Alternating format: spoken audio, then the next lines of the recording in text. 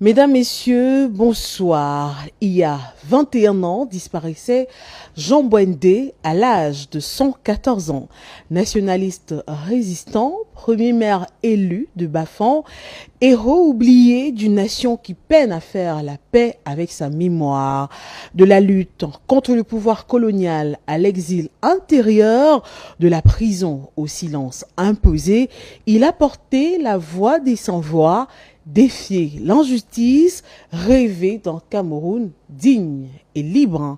Ce soir, nous recevons son fils, Clément Bwendé, pour évoquer avec lui l'héritage du père, mais aussi pour décrypter avec lucidité et courage la situation sociopolitique explosive du Cameroun, quelques jours seulement après l'élection présidentielle. Une fois encore, bonsoir et bienvenue à cette nouvelle édition d'entretien sur Balafon Télévision.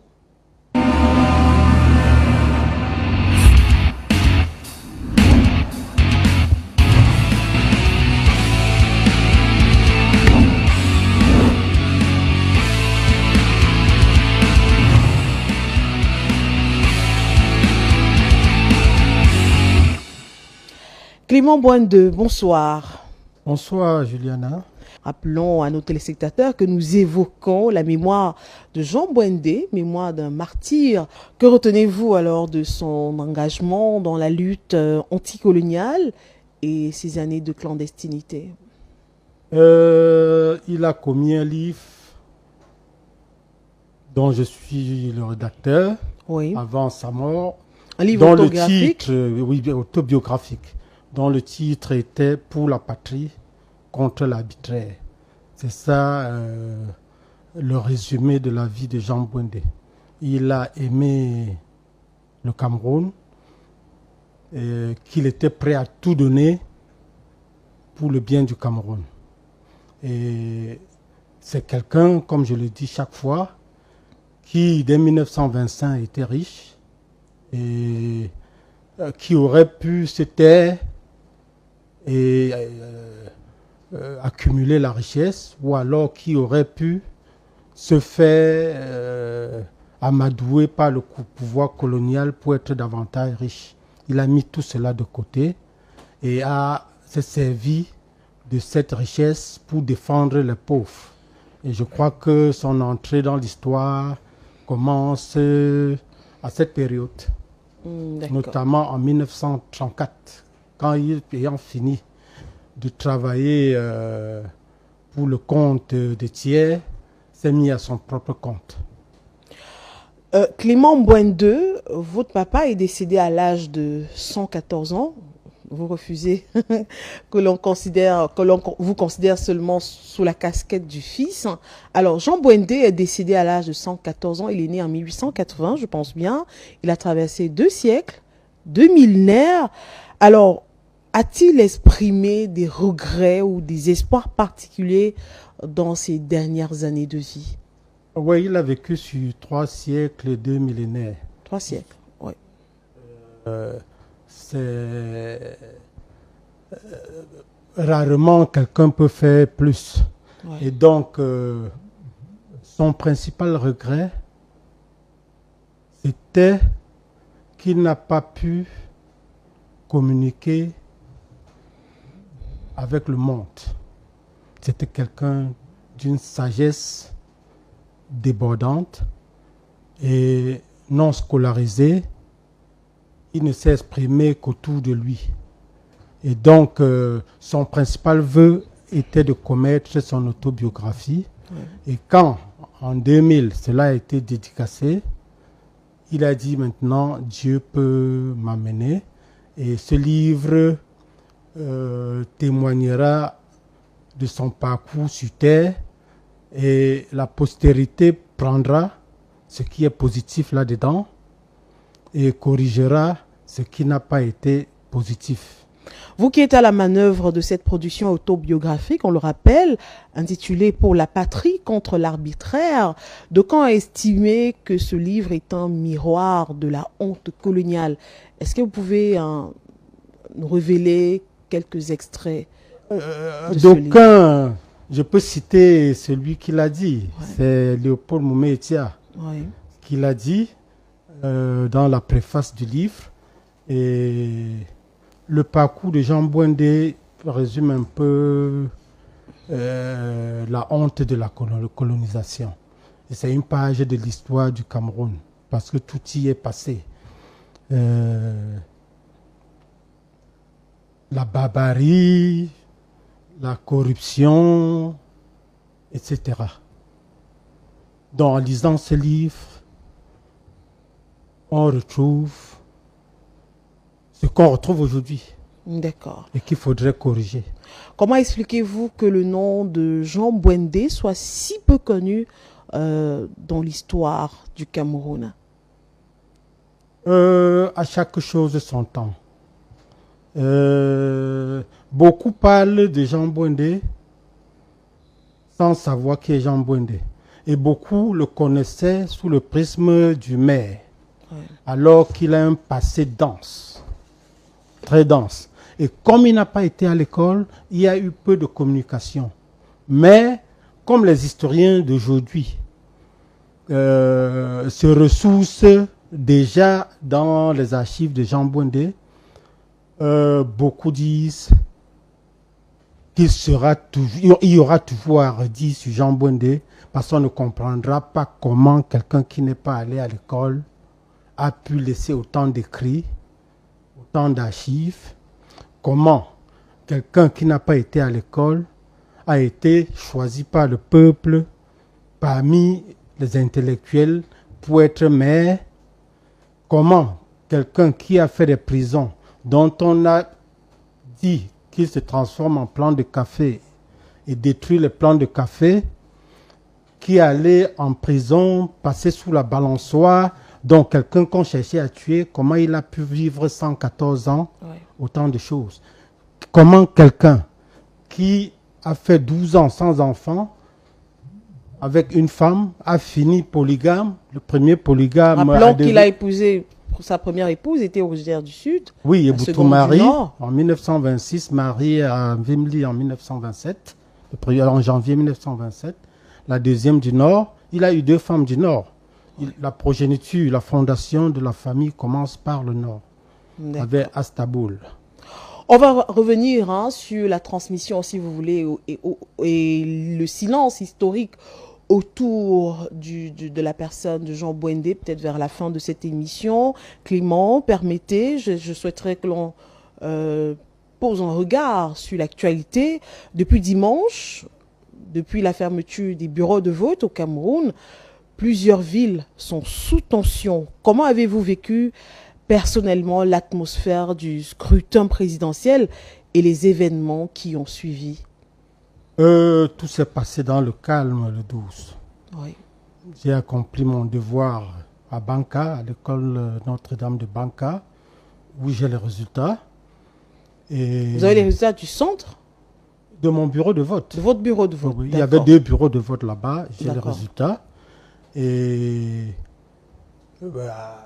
à 19h, j'ai pris la route de Douala, et le pays était calme. Clément, comment interprétez-vous cette dynamique électorale inattendue?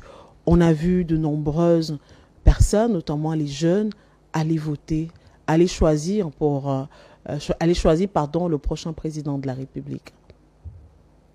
Oh, bon, le débat politique est animé depuis quelques années, depuis 2018. Et l'avènement des réseaux sociaux, ça fait que les gens sont à l'école de la politique. Oui. Le débat sur beaucoup de choses, ça fait que les gens s'intéressent à la politique. Ouais. Et donc, ça ne m'étonne pas que des jeunes prennent plaisir d'aller accomplir ce devoir. Et les jeunes ont également compris que le boycott n'est pas bien et que la carte électorale, le vote, c'est l'arme la plus dynamique. Oui. Et donc, chacun, au lieu d'avoir des armes pour tuer et consorts, chacun a voulu utiliser sa carte pour dire ce qu'ils pensent. Sauf que depuis le début de la semaine, l'on a observé des troubles ici et là, de jeunes manifestants qui dénoncent un tripatouillage électoral, un tripatouillage en préparation pour maintenir le parti au pouvoir. Quelle est votre lecture de cette accusation? Bon, j'espère simplement que c'est pas une instrumentalisation pour diaboliser. Vous savez, par le passé, le pouvoir colonial instrumentalisait pour diaboliser l'UPC, par exemple. Dans tous les cas, tout ce qui est désordre, tout ce qui est casse et consorts, c'est à dénoncer avec la dernière énergie. Nous voulons la paix au pays. Mais il ne suffit pas de dénoncer les casses. Il faut trouver les causes et commencer par dénoncer ces causes. On a vécu l'incendie de bâtiments publics et de biens publics, que ce soit à l'ouest, dans le nord, ou encore des incendies de Grou, dans la ville de Douala. Les scènes de violence dans ces villes, d'après vous, traduisent-elles une rupture de confiance? Cette jeunesse qui brûle est-elle en train de réclamer justice, de perdre confiance, ou tout simplement agir sous le joug de la manipulation? Il y a un peu de tout ça. Mais je pense que chacun doit jouer son rôle. Le 12, on s'attendait, déjà on fait des provisions, parce qu'on s'attendait à des troupes. Chacun a bien fait son job et il n'y a pas eu de troupes. Oui. Maintenant, il faut que l'ECAM fasse son travail, que les forces de l'ordre fassent leur travail et que les institutions fassent leur travail. Et l'ECAM est en train de faire son travail. Rappelons que les troubles à Douala 5e notamment sont partis d'une mauvaise interprétation de la situation au niveau de l'ECAM, qui faisait le ménage, qui rassemblait les bulletins non utilisés pour pouvoir les brûler et débarrasser leur espace de travail de ces outils, entre guillemets, qui encombraient l'espace, sauf que quelqu'un a pensé qu'il s'agissait d'un bourrage de zune, alors que les 24 heures pour acheminer les procès-verbaux à la commission départementale étaient dépassées. Est-ce que vous n'avez pas l'impression qu'il y a aussi une mauvaise information qui conduit à cette situation que nous avons observée? Je n'ai pas accusé l'ECAM. J'ai simplement dit que chaque acteur doit jouer son rôle. Celui qui propage la mauvaise information ne joue pas son rôle. Donc, si chacun est dans son rôle, les choses reviendront à la normale. Et nous prions pour cela. Et je salue votre chaîne, notre chaîne, Balafon, qui se bat pour éclairer davantage l'opinion. Toute la journée d'hier, j'étais... La journée de mercredi. Oui, je suivais Balafon qui, minute après minute, relayait les informations. Ça a permis de baisser la tension. Et de donner la bonne information. Absolument.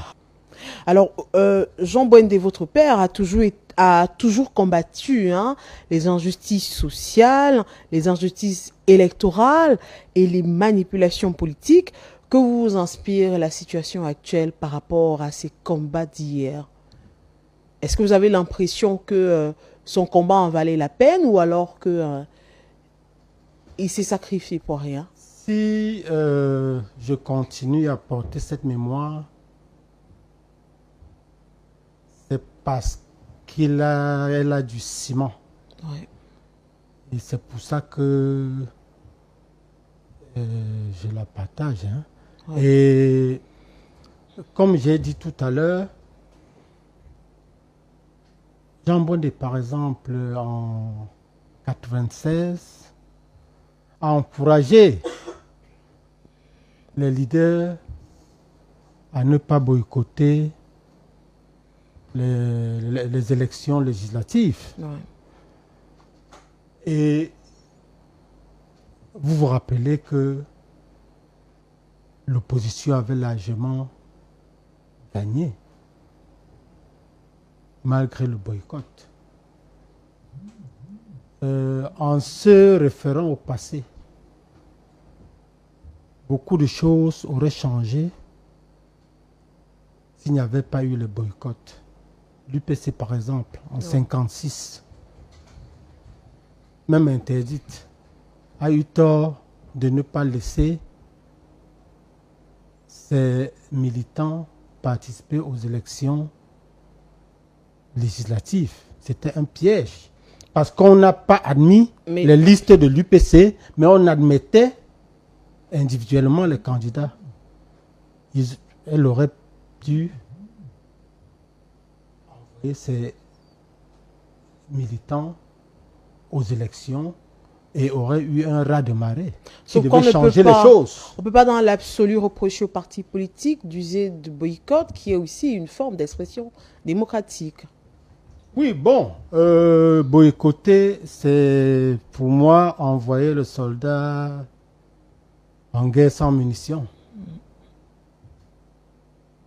Non. Alors, faut-il, hein, dites-nous, souhaitez-vous, par rapport à la situation que l'on vit et autres, faut-il, selon vous, hein, aujourd'hui un dialogue national d'urgence pour sortir de cette crise post-électorale, ou alors il est peut-être tard pour y penser ou pour le faire?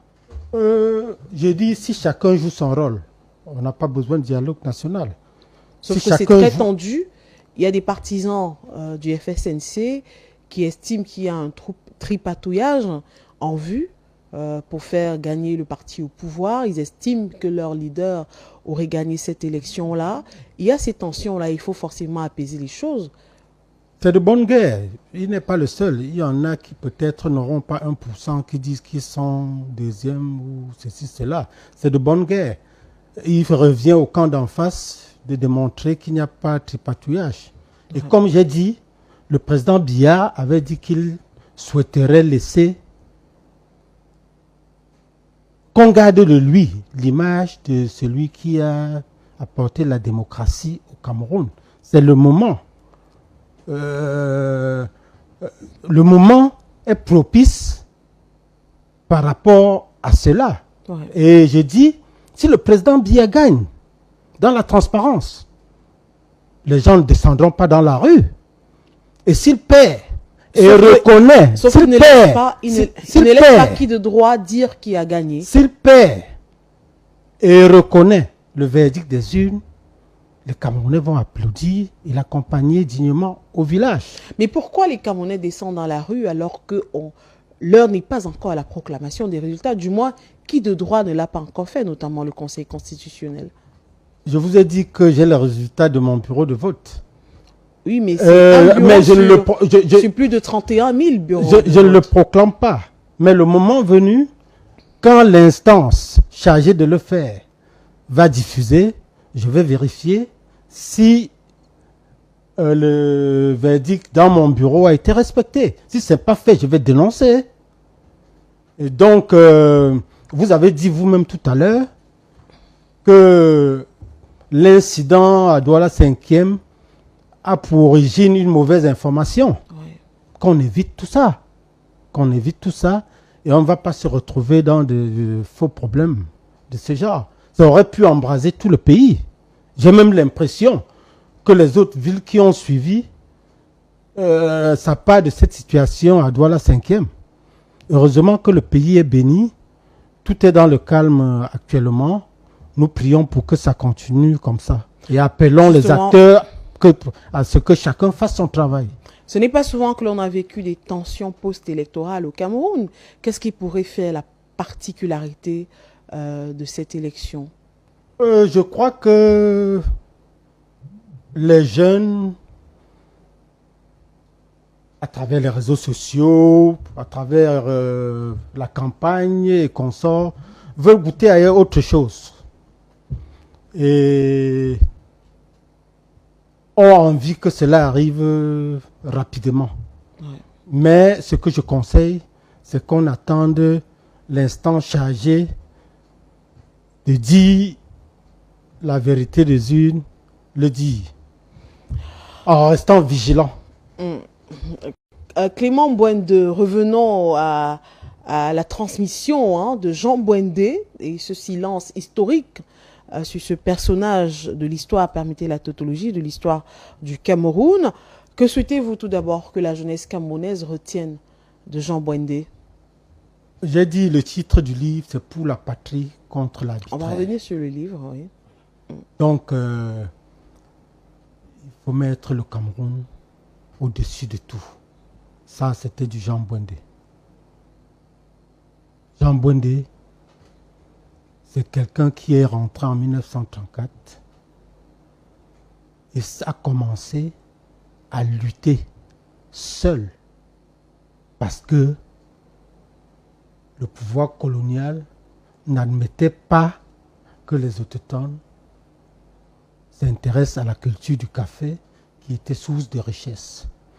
Lui, il avait ce privilège d'être déjà riche, on ne l'inquiétait pas, mais on lui a dit, continue ton activité de café, mais ne conseille pas aux autres de le faire.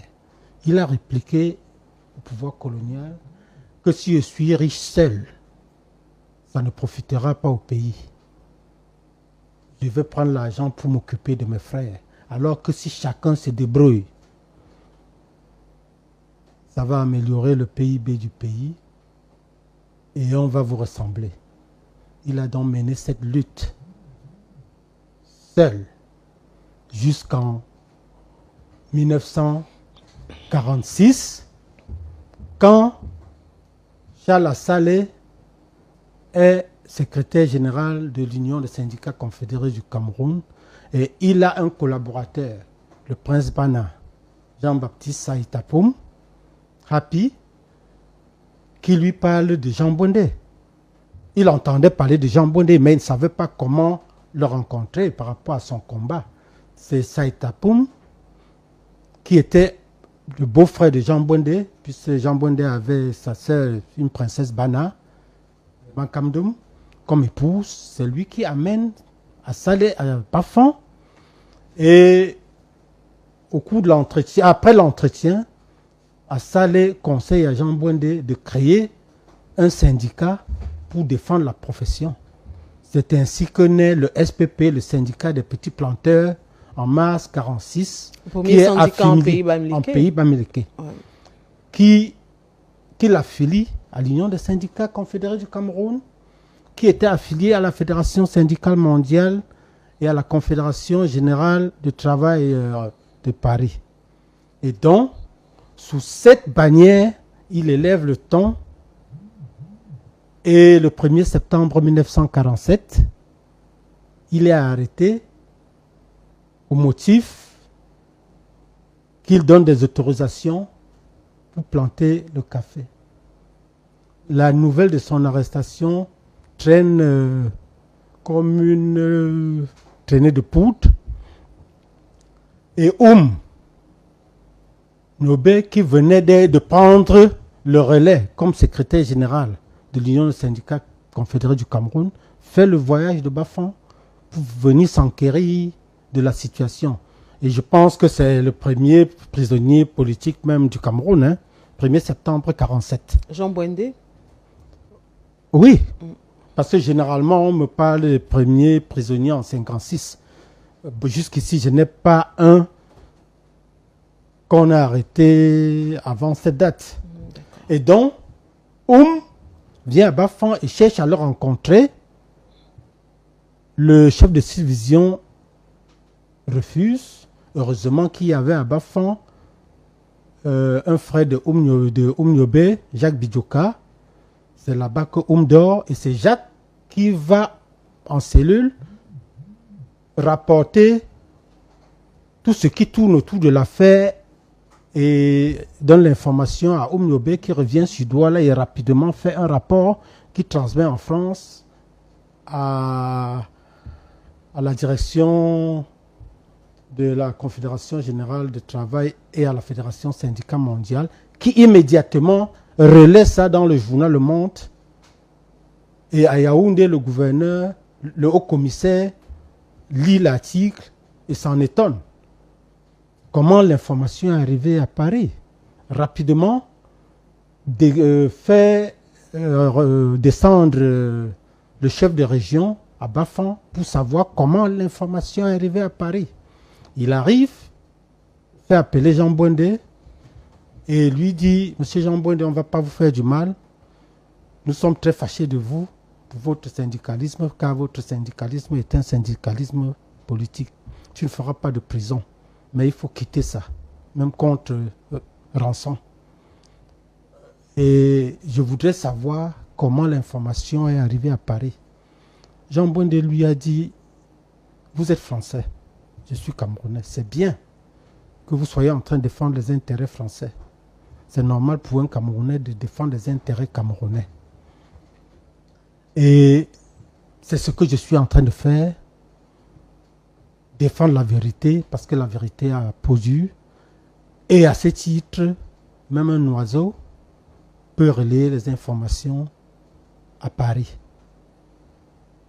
Le chef de région est reparti en retenant que Jean Bouindé se transforme en oiseau. Et c'est pour ça qu'il demande au régisseur d'abattre systématiquement tout oiseau qui survolerait sa cellule. Alors, quel message souhaiteriez-vous adresser aux jeunes aujourd'hui, au vu de tout ce qui se passe depuis le 12 octobre? Est-ce que vous avez l'impression qu'on entre dans un nouveau cycle politique? J'inviterai les médias, les institutions, les partis politiques d'appeler au calme. Les jeunes regardent. Et si tout est bien fait, les jeunes qui souffrent vont s'assagir et se calmer. Tout ce qu'on observe, c'est le reflet de la souffrance. Les jeunes observent la gabégie. Ce pays est riche, mais c'est la gabégie ambiante qui électrise les jeunes qui veulent en découdre avec les auteurs. Donc, il serait souhaitable que les institutions jouent leur rôle, les partis politiques, les médias également.